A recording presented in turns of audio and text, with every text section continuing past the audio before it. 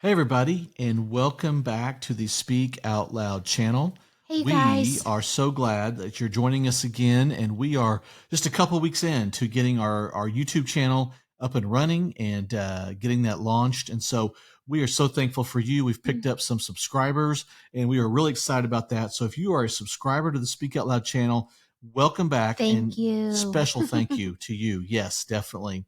So we are excited to continue on tonight with our mission of sharing hope and encouragement for those that struggle with mental health, with mental illness, and for Mhm. those that love and support them. Mhm. And so that is our mission. That is Speak Out Loud's mission. And that's really our story. So last week, we had a chance to dive into our story, and we really shared the first part of that up to a certain point, up to a mental health crisis that we experienced in our family.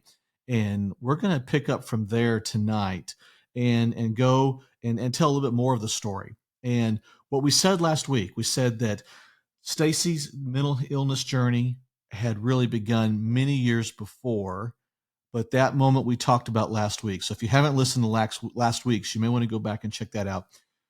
But there was a moment, a mental health crisis, where really our mental illness recovery journey began. And so that's where we're going to pick up today. We're going to pick up from the story there. So if you remember where we were last week, we talked about how we had tried to check into a mental hospital. We had pulled out of that at the last minute just because really seemed like a very hopeless place. We found a different location, it was a mental hospital for Stacy to go in, to be checked in, to get some help, to get some just stabilization, to get some medicine that stabilized her particularly. And so coming back from that is where we're going to pick up the story, because that was about a week long experience. And Stacy, that was really just the beginning. And I think a misnomer is a lot of times, oh, hey, you went in and you're going to be good to go, right? Mhm. Kind of like if you went into the ER or the hospital for a broken bone, it's set, it heals, and it's all good again. And that's just not the reality. So, Right. talk a little bit about when we came back from that experience. What did you come back to, and what did recovery look like in those early days, particularly as you were just starting out in this recovery journey? Yes. So I think it's really funny to tell about, though, how we tried to check me into the mental hospital when the girls were little. Is that Yeah. okay? Um, we showed up being in the ministry and everything, and we didn't know we didn't know what to wear to check into a mental hospital. And I know that sounds so weird, but I was so high functioning for so long with mental illness that I got up that morning after they told us we had less than 24 hours to get me to a stabilization treatment center, that I got up and put a suit on.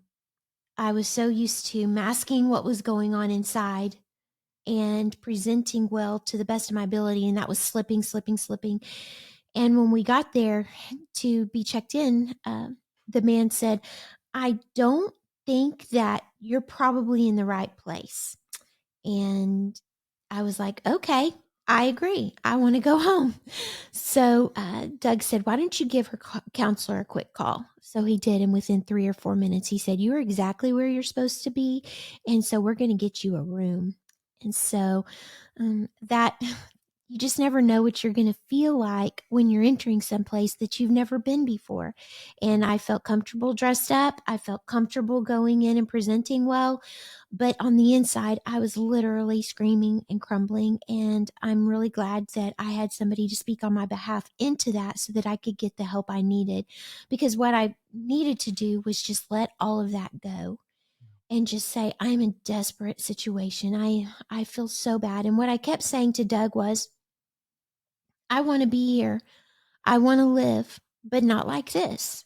And it was just that simple. I cannot live like this. And if you're watching and you felt like that, you know that there's that desperation in your heart and your mind and your body that is just saying, "You know what? I know I have options, and I'm trying to make the right choice about being here on earth in this world and not make the wrong choice and taking myself out of the equation of life." but I need help to get there. Can somebody just like throw me a line? And that's exactly what treatment was um, about for those next few days. In our experience, going into treatment for nothing extensive, uh, like eating disorder, drug, alcohol addiction, different things like that, is that they go in to get you stabilized, evaluate how you're doing, and then that is just basically a place to get your legs under you for you to go home and continue to get help. And so I wasn't there forever long. Yeah. And the incredible thing about it is I write about in my first book, You're Worth Saving, about the people that I was surrounded by in that situation. A principal of a high school, a young man who couldn't please his parents. Didn't want to be a doctor. He wanted to be a writer, so on and so forth. People who had been overworked. So high performing people. And it was nothing what I thought it was going to be like. First of all, I never pictured myself in a place like that, but also when it came down to it, it was very surprising about who I was surrounded with. I was surrounded by people who were tired, people who Yeah. were burned out and couldn't get it together on their own, and that is okay. And I think that's so important is that for many people, maybe if they're diving in or stepping into this mental illness journey for the first time, or maybe you love someone that really is having some mental health struggles, is that often we can have a preconceived notion. We can have a stereotype of what that looks like. Mm-hmm. And I think Stacy didn't fit the stereotype. We didn't fit the stereotype. I think, but a lot of the people that you were there with Mm-hmm. didn't fit the stereotype. No. And we talk about that, like how do you check into a mental hospital? It was just such a crazy experience for us. We did not know even what to do, and we got help. We got guided through that process. But the most important thing is, and it really happened over the course of about 2 days. We stuck with it. Yeah. We backed out of one place, and I knew that I would have to answer for that, both for Stacy, to her therapist, to her outpatient team, Mm-hmm. but also just she needed when she said throw me a line, that was that idea of she needed a life preserver, and I didn't quite know how to throw that or what that even looked like, Mm-hmm. and so we did find the right place, and That's so right.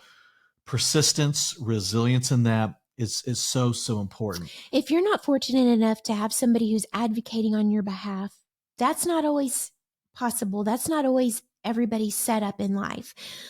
But you can advocate on your own behalf. I was in that hospital with people who had been court ordered there, all the way to a lady who had just had twins, and she was dealing with postpartum, and her husband was like, this can't be okay, this can't be right, and he just took care of her. And I was in there with men who were just exhausted, and just the pressure and the weight that can come and fall on all of us was just basically at its all-time peak in that place. And what they were trying to do is create a peaceful environment, peaceful atmosphere, so that way we could be medicated correctly and kind of reset, so that way we would have a chance within a week or two to be able to get out and begin the fight like Doug is talking about. So that was a big part of that journey for you, Mm-hmm. Stacy, was getting really medicine regulated. Mm-hmm. We had Stacy had just begun the mental illness journey. Really, only about a month earlier Mm-hmm. had begun some mental health medicine Mm-hmm. and prescriptions, and so that was a big part of that. And so, real like you said, you're there for about a week. Mm-hmm. You come home, Mm-hmm. and that's really where the real work began, Yeah, in because many I was respects. I was being watched for 24 hours a day. I was not. I was the medication. I think something to really note about medication, and maybe this has been your experience as well, is that when I got new medication, I thought, okay, it's already working, and what that can be is relief in your Yeah. body and mind to know that you've been heard and helped. And so it could take longer for the full effect of that strength of medicine that you've been prescribed to actually take effect. And that was true. But whatever it is, that when you first know that you're getting medication from someone who is a professional that actually is hearing you, then I feel like that there is that point of relief where you're just like, I already feel better. And hey, take it, Yeah. take that feeling, and everything, because that's there for a reason. But when I got home, being watched 24/7 was a lot for my family, a lot for my friends, but it was also a lot for me. A week and a half before, I'd been independent and going places, but not feeling well mentally or physically in going those places. So I was very encouraged when I got to come out and put shoelaces back in my shoes. And it's a mental hospital. They want to protect you and keep you safe. And obviously I needed that. I didn't go to the restroom by myself for that whole time that I was there. Um, our minds are different when we're that sick, and things that seem like normal things to you that are serving the purpose that they're supposed to become objects of tools for people who are struggling in that time with mental illness and needing that stability to reoccur. So they were protecting me from myself, and that's what I needed. And I really didn't fight them on it. I was so relieved and I felt so safe. I felt scared, but simultaneously safe. Very soon after that, fear was able to calm down a little bit in my soul and my body.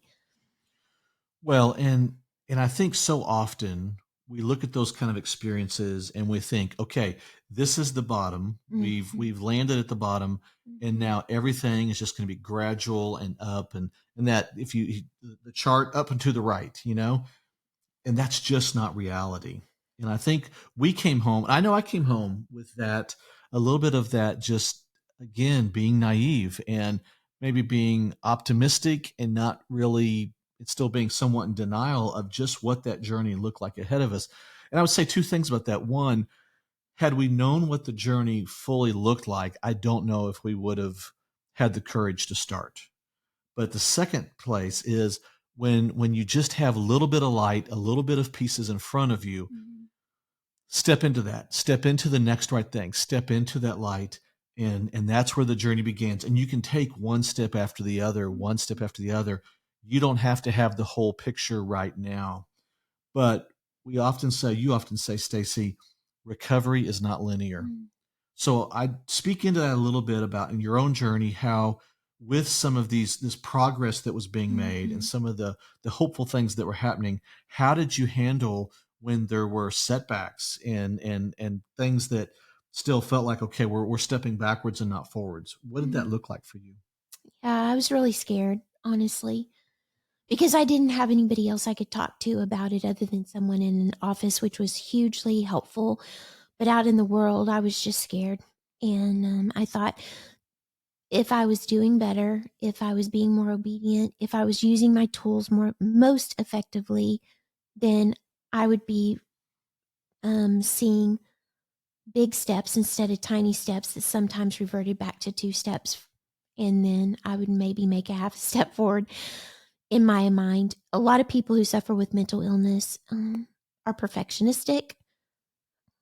They are people who perform very well in until they can't, until they don't. And so linear is something I have had to throw out, because all it does is result in my life on me punishing myself for what my journey is looking like. And I have grace and mercy for everyone else that's on this journey. It's amazing what people come up and tell me after I've spoken and signing books and everything. And they come up and they tell me things, and I'm just like, gosh, I have so much grace for that person. But for me, I am so, so hard on myself about it. So linear is something that I strive for, but I got to stop. And that's something I'm still in the process of, to be honest with you, because I can think, wow, this is where I am on my journey. I thought I would be so in such a different place. But the truth is I didn't plan to be here when I was 55. There was nothing in my life 10 years ago that was life giving in my mind, in my body, that was to even say I was going to be here. So, really, what I want to do, and I want to encourage you to do, is to go, you know what? But I am here. And that's been work. That's been a lot of really hard work. And to say to myself and let God love on me for that, and just let other people love on me for that, and go and not push that away. I think a lot of disappointment comes when we don't meet expectations. And I Right. think that's where we have to be so careful, both for the one that struggles, but also for me in my position of Mm-hmm. the one that supports and the one that loves Stacy. And if you're loving someone on that journey, Mm-hmm. you can set expectations thinking, okay, we've hit bottom. Now, 6 months from now, we're going to be here. A year from Mm-hmm. now, we're going to be here and maybe done with this. And maybe that is your story.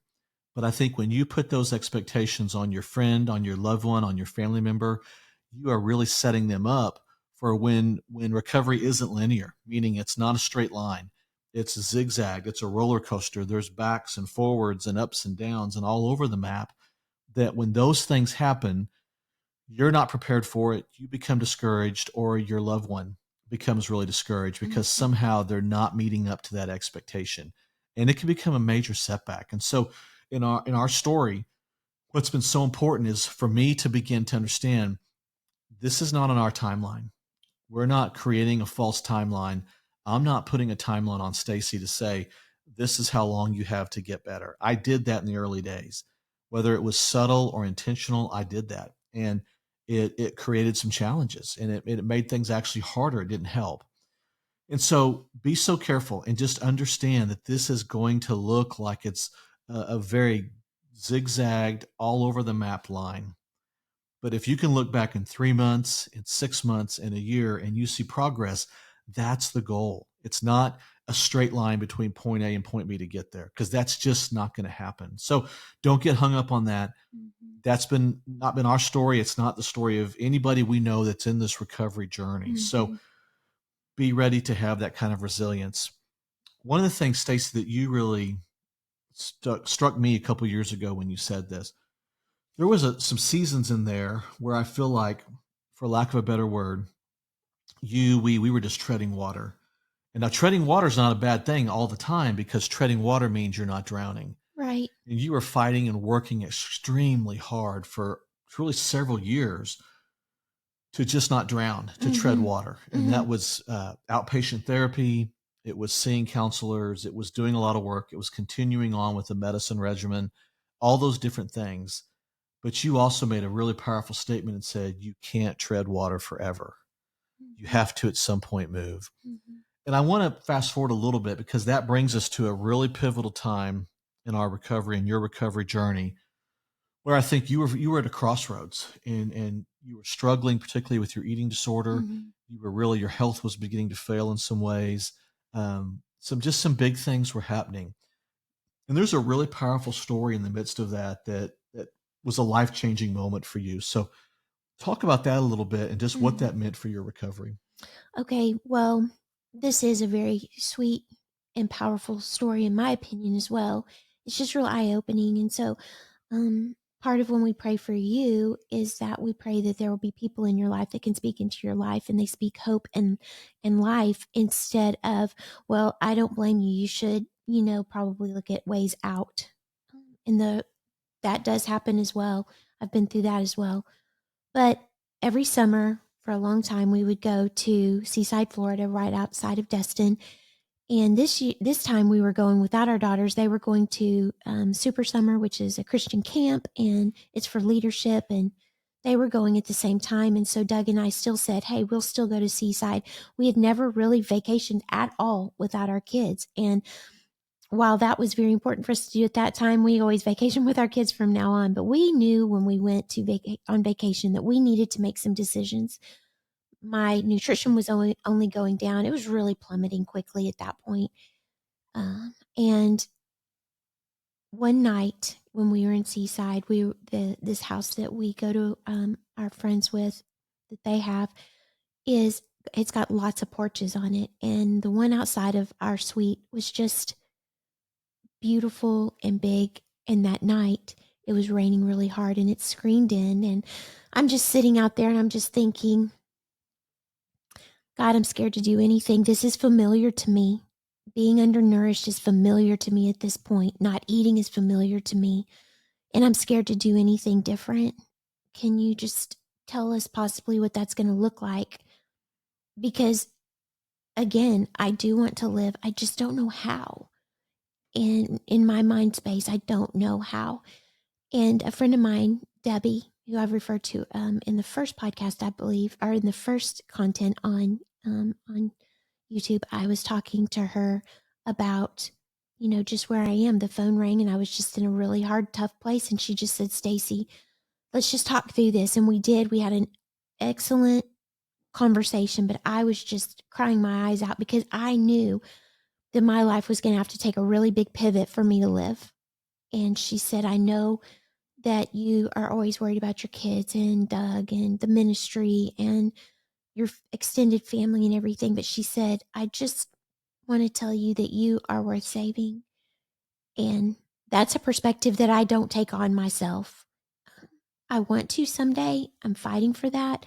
But especially in that moment, I was just like, I'm going to take your word for it. Don't believe it, but I'm going to take your word for it. And when we got home from our trip, I got evaluated, and they said it's going to be a couple months before we can get you into full-time inpatient treatment because that's what it was going to take. It was very obvious what she was talking about. And they said, you have 2 weeks, really, after the evaluation. And then when I got there, they were like, wow, you're worse than we even thought you were. But that was such a precious time with my friend Debbie, for her to speak into my life and just tell me what I needed to hear, but that would have never come across my mind if it was in my own strength or in my own mindset. So, And that yeah. led to a 4-month inpatient treatment stay at the Laureate Eating Disorder Hospital, which we have Yeah. referenced before, Mm-hmm. which fortunately for us, where we live in Oklahoma, it's about 100 miles from our home. It's one of the top eating disorder facilities in the world. So many things lined up to where God just opened up doors for you to enter, to stay in treatment, to be treated. But I would say, Stacy, in that moment where Debbie shared that story with you and said, you are worth saving, to the decisions you had to make over the next few weeks to go to enter that program, really were some life-changing, courageous kind of decisions. And I commend you for that, because those were some things that have changed your life, that have blessed my life, our family. It has made all the difference for you in so many ways. So just speak, and again, 4 months. I don't know how you summarize that in just a couple minutes. It's impossible. But what were some things you would say, Stacy, about the impact of that treatment? Just even what it meant for you to stay for 4 months and what that looked like. Yeah. Well, I think one of the main thing is that no matter how desperate you are in a situation, you can still do hard things. Yeah. And that's what this whole journey has been, is a series of hard things. None of it has been like, oh, well, that is just easy for me or anything like that. But God equips us to do hard things. And when we need help doing those things, it's okay. I can remember us driving to Tulsa and me crying the whole time, the whole way there. And I wasn't pushing it away. I was just going, the unknown is really, really scary. And we had taken Shelby, our oldest daughter, to college. And the very next day, we took Riley to her sophomore year in high school, took her to school. And then I cried all the way to Tulsa. And we had to check in that day. Yeah, we had to check in that day. They were giving us a 24-hour span of time. And I said, I got to take Shelby to college. She knew no one. And all the other moms were running all over the place, helping their daughters and everything. And I was sitting on her bed, most of the time lying on her bed, just going, wow, I am that sick. And it was just kind of a moment of realization for me. Well, when we took Riley and we got to Laureate, Doug would unlock the door for us to get out, and I would lock the door. Doug would unlock the door, and I would lock the door. I just didn't know what I was getting myself into. But a lady tapped on the window. She was like, and I was like, she goes, are you Stacy? And I was like, yes. I mean, I don't know anybody who's thrilled to go into a mental hospital. So, anyway, she said, we've been waiting for you. And I unlocked the door and I got out and I got the tiniest little bag out. And if you know me at all, I'm an overpacker, and I packed what looked like a wet balloon size bag. And it's because I was not planning to stay. I thought I was going to get in there and they were going to tell me that I didn't need to be there as bad as maybe the evaluation said I was supposed to be. And that proved to not be true. The next weekend, Doug brought me up a full suitcase of things because the first few days I couldn't even keep food down. And that had not been a part of my journey because I wasn't eating anything in the first place. So I get there and they start to the process of refeeding me. And that needs to be done under doctor care because it's shocking to your heart to begin that intake. And so they told me how much to eat instead of, just immediately putting me in a binge situation. That was not it at all. My metabolism is so high, it's kind of hyper metabolism to where my tray, I would go in and it would be totally full of food. And that's where the journey really started. Even the days that I was really sick, they were like, okay, we know it's not a virus or anything, so let's go ahead and eat again what you just consumed and couldn't hold. So that's a nice way of me putting, I just did really get sick a lot. And then after my body slowly began to manage handling one little thing at a time, we saw progress. They had told me I was going to need to have a feeding tube if I couldn't hold in my food for, the next day. And I said, if you'll give me one more day, I think this is going to work. If you can just give me one more day. And they did. And I held my food down and we started to go forward. So I ate over 500 meals there. I got friends there that are lifelong. They cheered me on through tears. I cheered them on through their tears. They are some of the bravest women I've ever met in my life.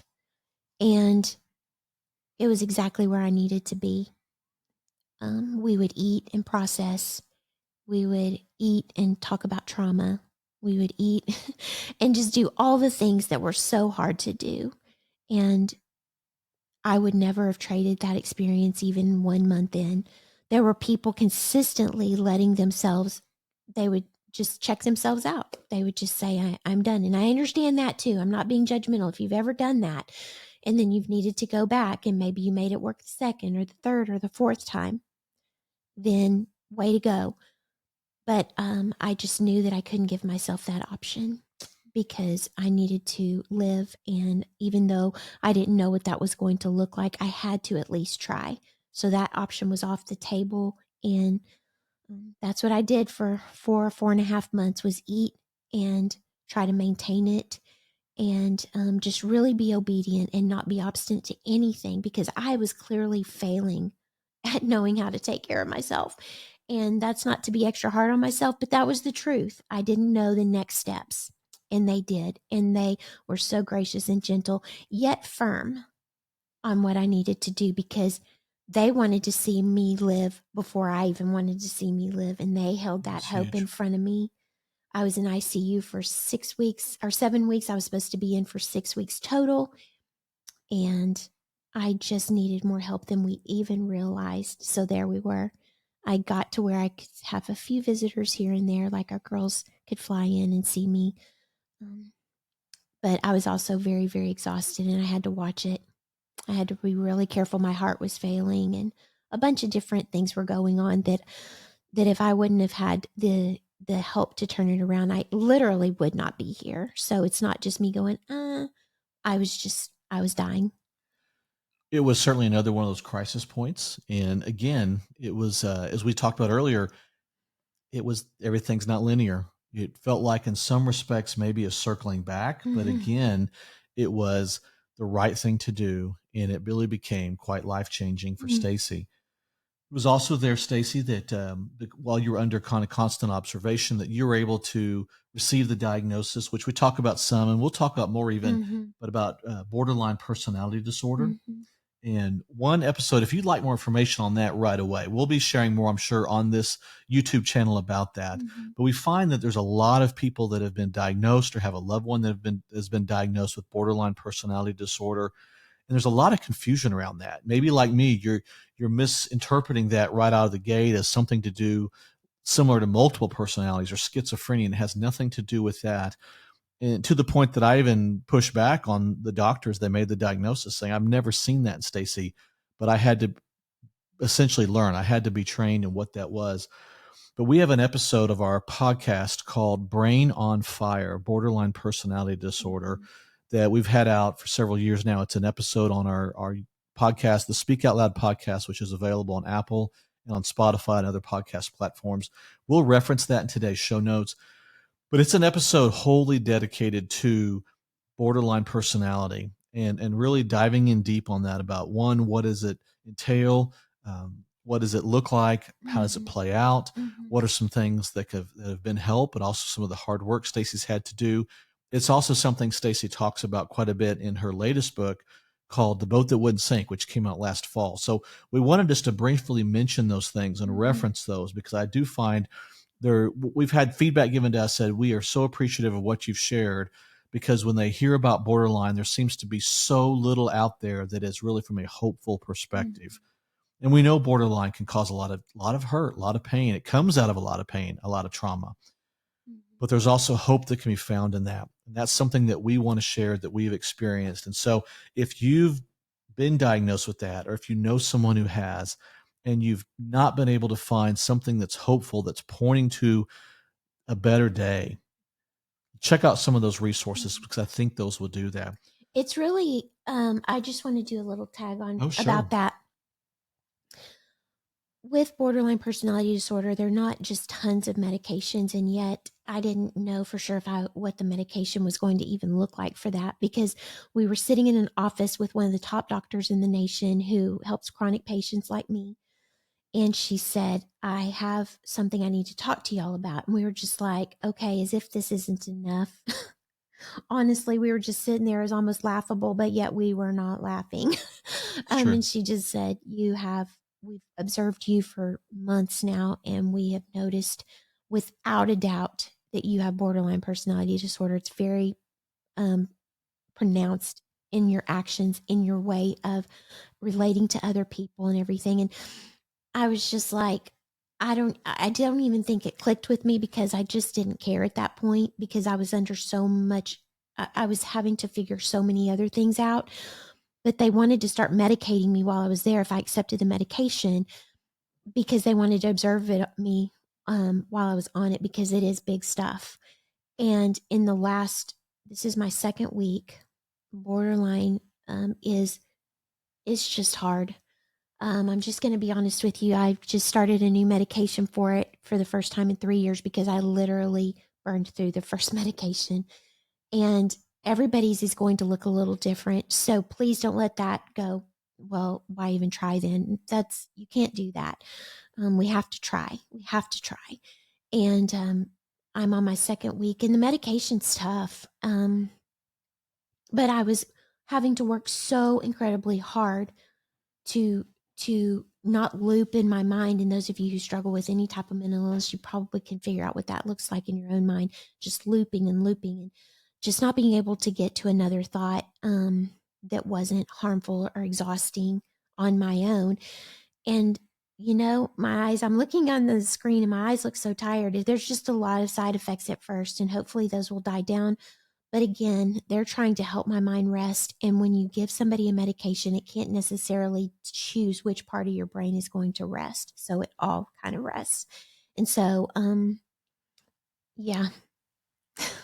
Well, and I think that's really important for us to share because that is, as we've said all along, as we've launched this channel, Stacy and I are not doctors and therapists. We are in this fight. We are in this journey. She is living it out moment by moment, day by day, and we're in the middle of it. And Mhm. so we have chosen to speak out of the middle versus waiting till some point down the road where maybe things are more complete. We don't know what that looks like for us. So our goal is to speak out of the middle, and for several reasons. One, so that others don't feel alone in their own Mhm. journey. And two, because even on the hard days, and some of these days like this where it has been challenging to go through any kind of a medicine change, and that can be a real difficult experience, Mhm. that there is hope. And we've experienced hope, and we want to share that hope with you. Mhm. So, quickly, just want to kind of bring it from that experience again, not to minimize that at all. How do you Mhm. share about the impact of 4 months of life changing care, and all the people there that really made a difference for you and in your life, Stacy? Mhm.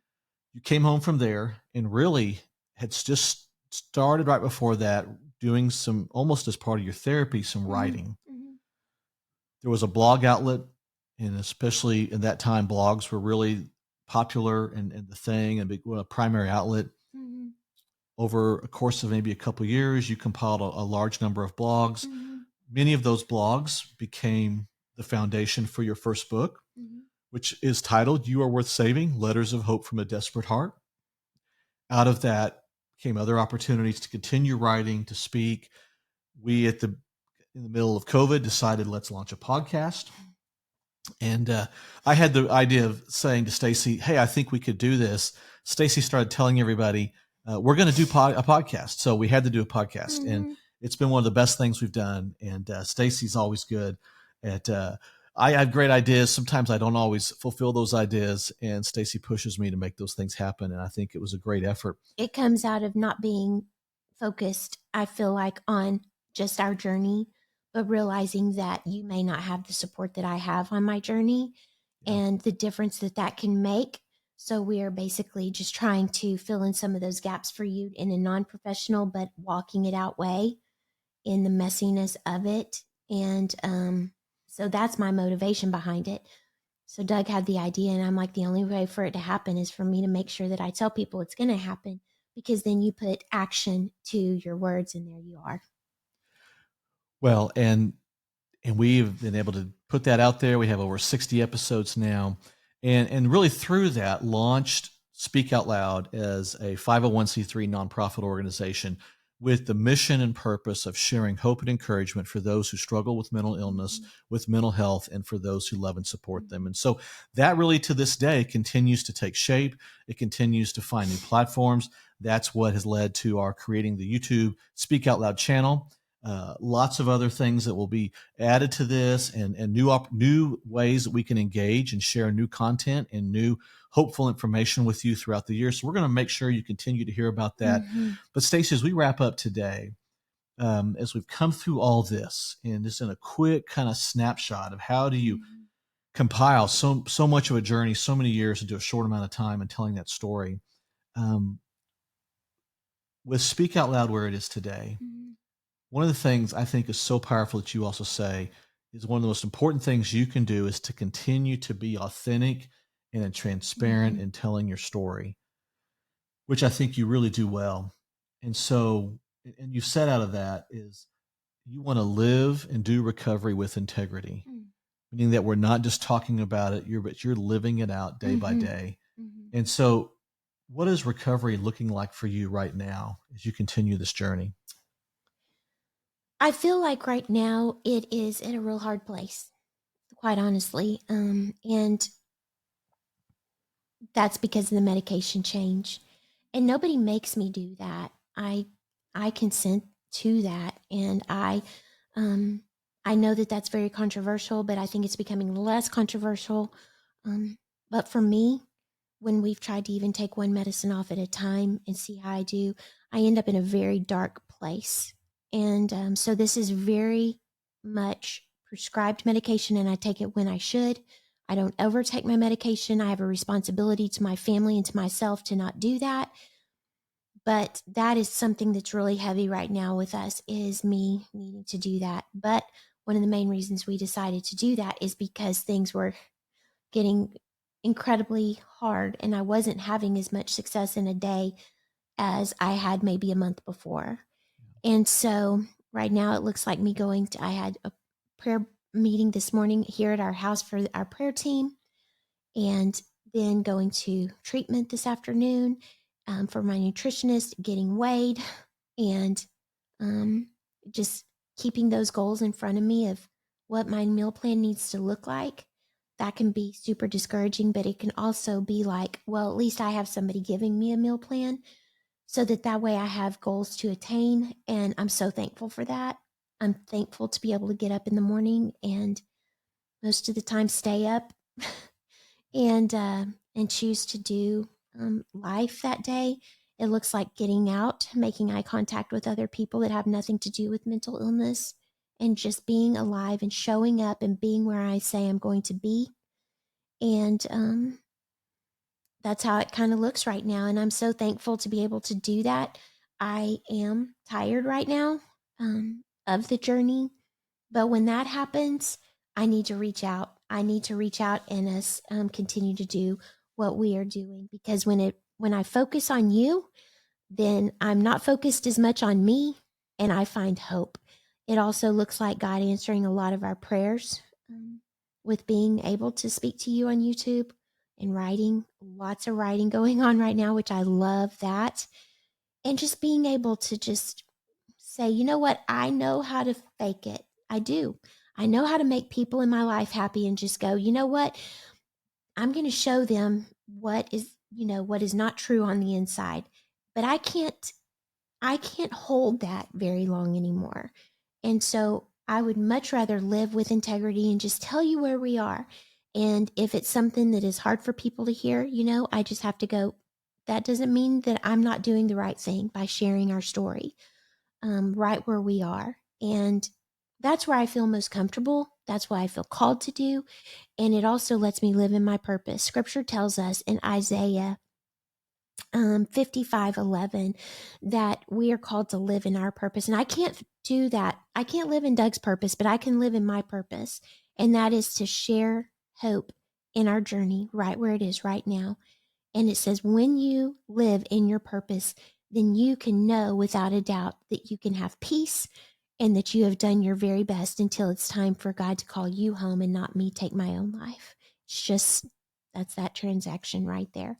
So that's a little, kind of tiny peek in the window of where we are right now. I'm not discouraged, and that can look different than being tired.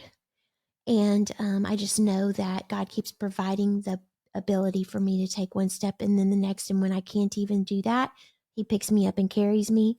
And I'm just very grateful to still be on the journey and not have said, I'm not going to do it anymore. I do that a lot. But then the span of time of me holding on to that's gotten less and less. So I might say, I can't do this anymore. I don't want to do this anymore. I'm so tired. I'm so done.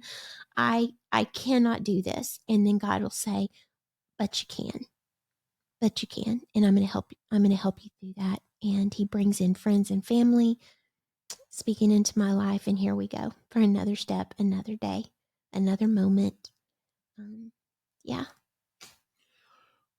Well, Stacy, I'm super thankful. I'm so thankful for your resilience and the resilience we find together. And I think you're doing it, and we want to encourage you to say you can continue as well.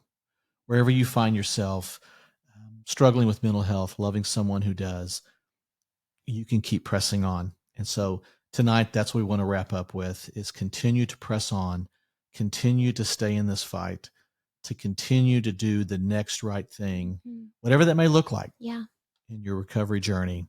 And you are going to find and experience hope. Hope is not just a want to or a wish or being optimistic. Hope is a reality that comes out of a plan a lot of times. And so we're going to share more about that, what our plans look like, how our recovery journey continues to unfold. We're going to have lots of other conversations on here. So we're looking forward to being back next week to continue this conversation about mental illness, mental health, finding hope, living in recovery, and what that looks like. Yeah. But until next week, God bless you guys. We'll see you soon. Thanks, you guys.